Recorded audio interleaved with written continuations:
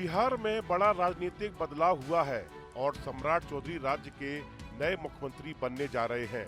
इसके बाद लोगों के मन में सवाल उठ रहा है कि उनकी आर्थिक स्थिति कैसी है और उनके पास कितनी संपत्ति है।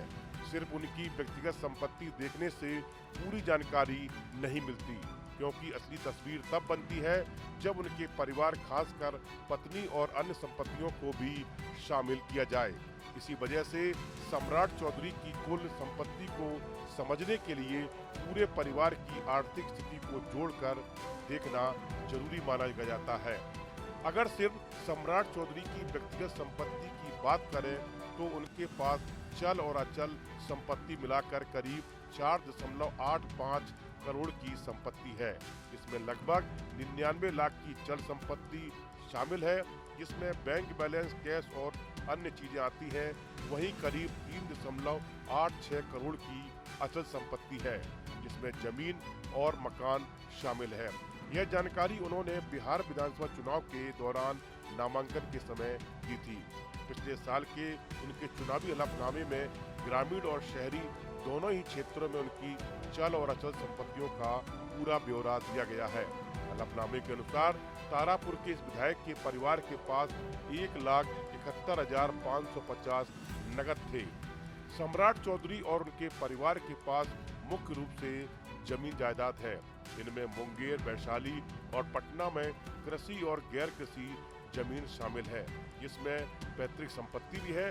इसके अलावा उनके पास लगभग 400 ग्राम सोना है, जिसकी कीमत करीब 40 लाख रुपए बताई जाती है, और पत्नी के नाम पर 500 ग्राम चांदी है, जिसकी कीमत करीब 75,000 रुपए है। अब अगर उनकी पत्नी ममता की संपत्ति को देखें तो यह भी कम नहीं है। उनके पास कुल मिलाकर करीब 5.78 करोड़ की संपत्ति है। इसमें लगभग 27.89 लाख की चल संपत्ति और 5.50 करोड़ से ज्यादा की अचल संपत्ति शामिल है।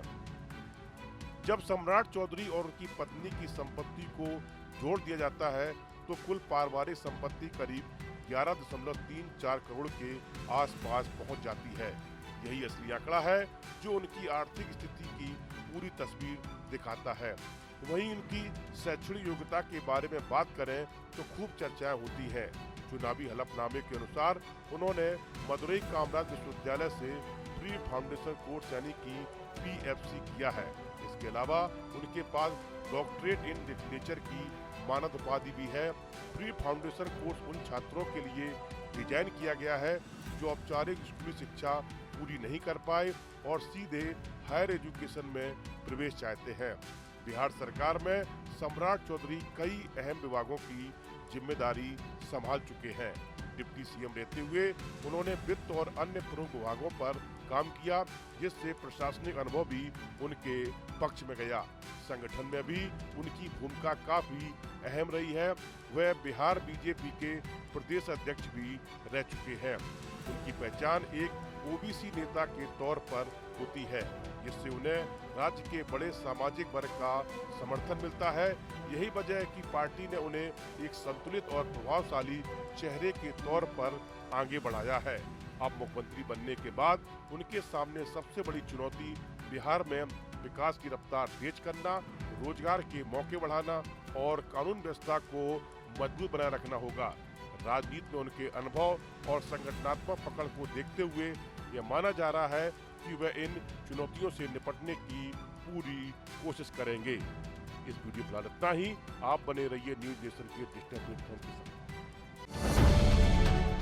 अब से DD फ्री डिश की चैनल नंबर 57 पर देखिए न्यूज नेशन।